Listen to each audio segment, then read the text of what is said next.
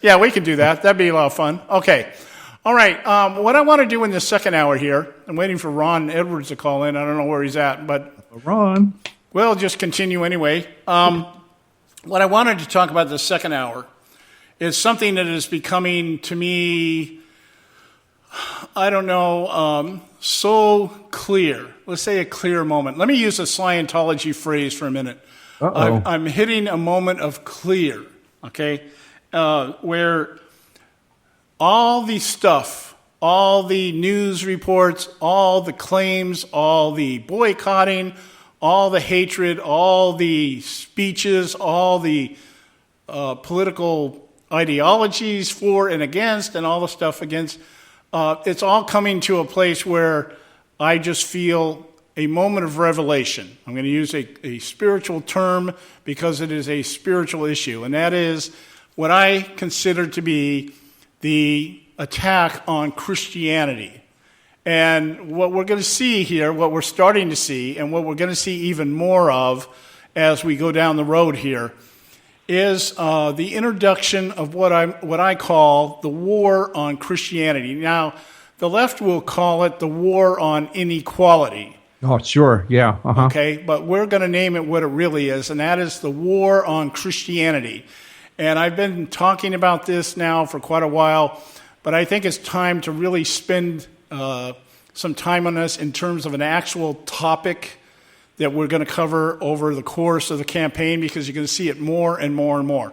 And it basically goes like this. This is the general thrust of it, is that Christianity is going to be the target of the leftist campaign between now and 2016, because they've already played the race card.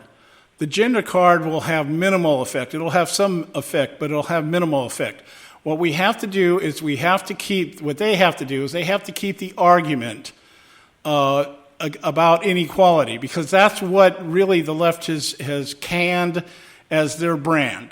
Their brand is, we are the people that represent everybody that has been treated unequally in this country. Now, it started out with the civil rights movement, which was a race issue, and it has morphed into anything and everything that anybody wants to call a civil right. Yes, everything's a civil right now. If I want to play my records at 2 o'clock in the morning at max volume, that's my civil right. Right. So if you have an opposing view to what somebody else considers to be a civil right, then you are obviously a hater. And if you're a hater, you're obviously a Christian. So you're clinging, immediately. Yeah, yes. You're clinging to your guns and your religion, that kind of thing. And so what's happening here, Bob Schaefer brought it up. Joe mentioned Bob Schaefer at the beginning of the hour, the last hour, and it came to light when he tried to lure Marco Rubio into one of those moments, like similar to Romney in 2012 election cycle with George Stephanopoulos, getting him to, blindsiding him with a question about birth control. And from there came the campaign on the war against women. Republicans want to keep every woman barefoot and pregnant. That's really what the war on women is. Okay. They should always be that way, John, don't you know? It should always be that way, okay? Now, what's happened here is Schaefer, he baited Marco Rubio, and I have to say Rubio gave the perfect answer. He didn't back down. He gave the perfect answer. He said, yes, he did well. Yeah, he did very well. Now, that is going to be used against him, though.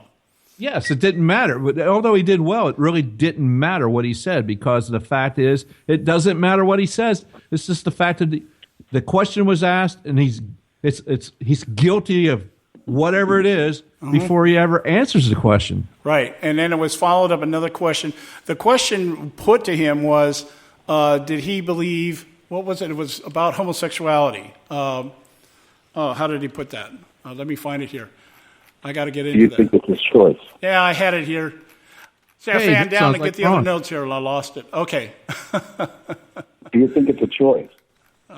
Yes. Do you think it's a choice? Do you think homosexuality is a choice? That's it. If you think homosexuality is a choice, okay.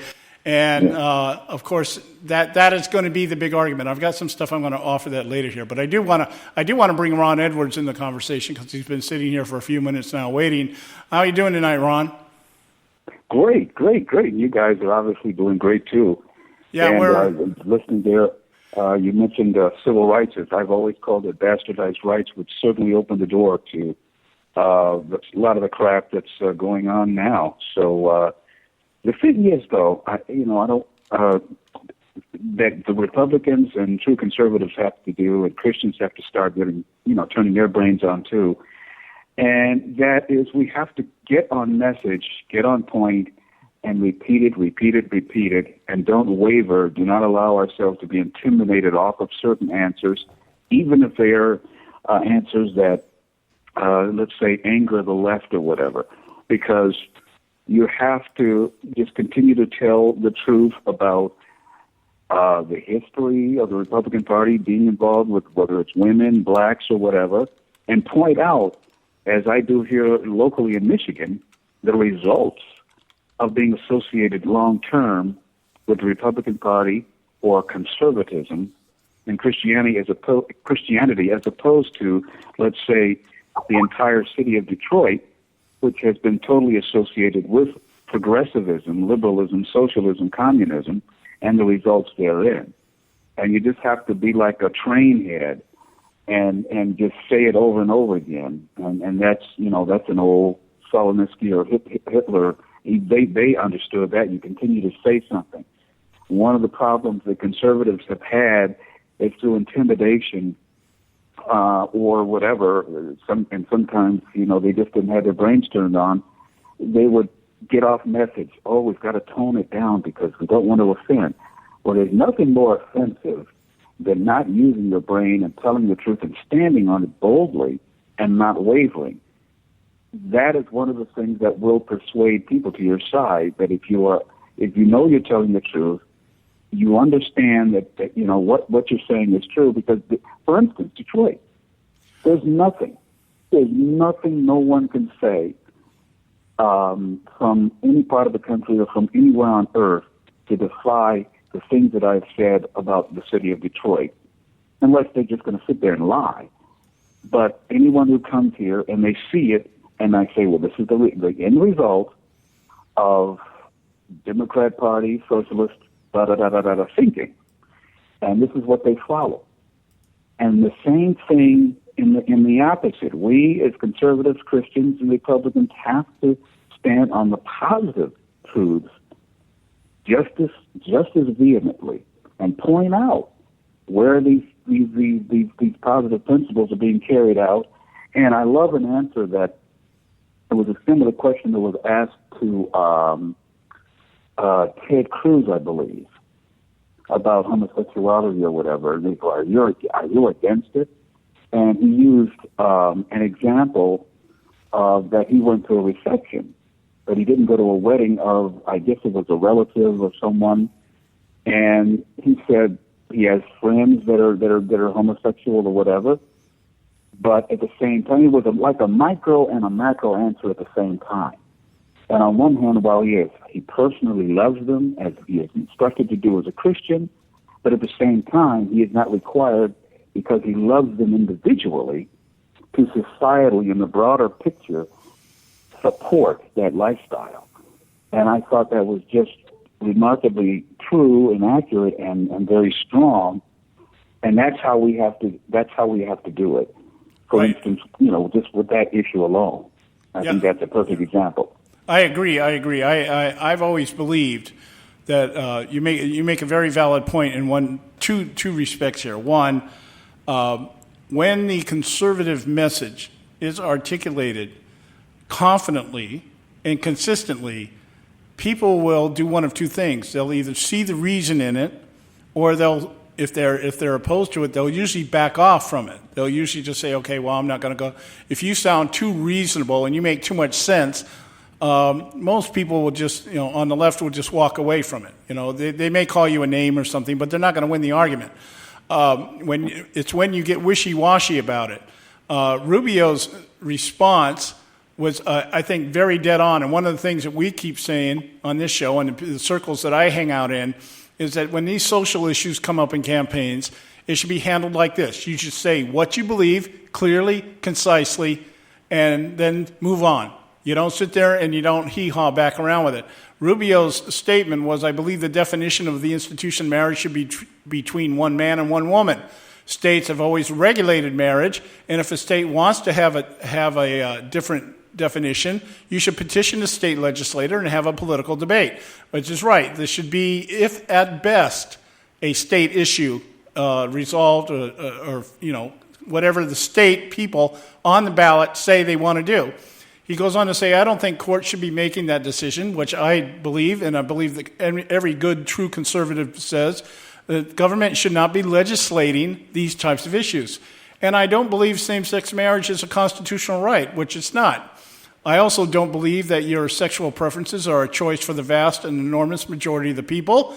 In fact, the bottom line is I believe that sexual preference is something that people are born with. Okay?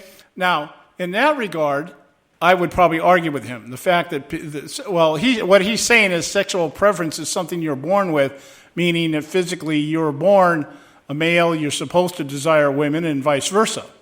But the point being is that, it was very direct, very concise, very articulate, and it should have been at that point, end of subject. End of subject. Anything else after that should have been, I answered your question. Not. He was then asked, well, would you go to a gay wedding? Which, Ron, you're talking about Ted Cruz. I've had so many debates in my own personal circles about this issue, about whether I would go to a gay marriage or not. And I wouldn't. I wouldn't just because I can't condone it, But again, it doesn't mean that the people involved are not people that I love, It's just that I can't, in good conscience, violate what I believe we're all going to be held accountable for. It would be hypocritical of me to do that, to say, okay, I'm going to go, and by being there, I am condoning or encouraging this relationship that in the eyes of God is not right.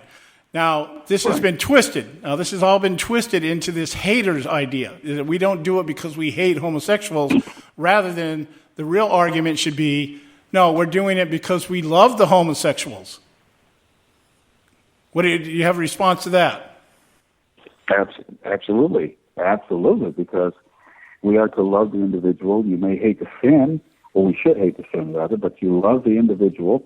And first of all, you have to look at the long-term view. If you truly love people, as a Christian, my God, the main thing you want to do is make sure that you're not supporting anything that they're doing wrong, such as homosexuality or whatever, because sin such as that leads to death.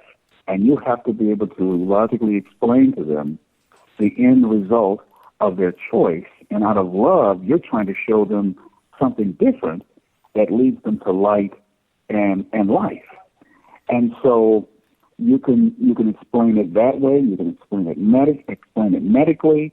But you're absolutely right on, John. You have to stand on your ground and correctly define what love is. Don't allow it to be misinterpreted or screwed around, because now they want to twist it and make it that love means you condone their sin or their wrongful act. And that has nothing to do with it, whether you love that individual or not. And so we have to, once again, be willing to knowledgeably stand our ground on those principles. My dad always talked about principles. And we have to become famous again for standing on principles. One of the reasons why there was so much at one time respect for the church, there was respect for the preacher in the neighborhood or for the priest. And when we would see the priest or whatever, there was just respect because, at least where we were, they spoke of these principles that reflected, by the way, what we were taught by our dads at home. And so there was this universal respect factor that was built in based upon teachings.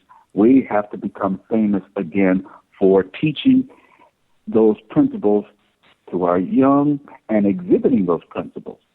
Love does not mean condoning something that is wrong. And that's where we have to, in any way we can, logically explain this to the American populace that are being hit on two fronts. They're being hit by the dark lies and those that want to misconstrue and twist the meaning of every single thing on earth including the truths. And so we have to be steady, like I said, like a train head, and just